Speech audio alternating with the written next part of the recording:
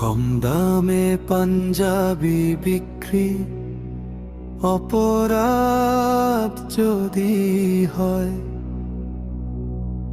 মধ্যবিত্তের রক্ত চোষা অপরাধ কি নয়? ব্যবসায়ীরা ব্যবসা করবে এটাই জানি ভাই, ব্যবসায়ীরা ডাকাত হবে কখনো ভাবি নাই। নবীনের ন্যায় ব্রান্ডকে যারা বন্ধ করতে চাও,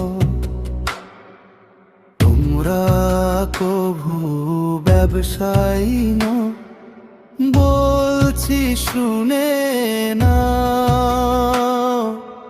একটি নবীন বন্ধ হলে আরেকটি চালু হোক।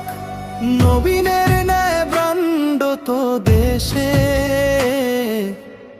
ছড়াবে আলোক। ব্যবসায়ীরা ব্যবসা করবে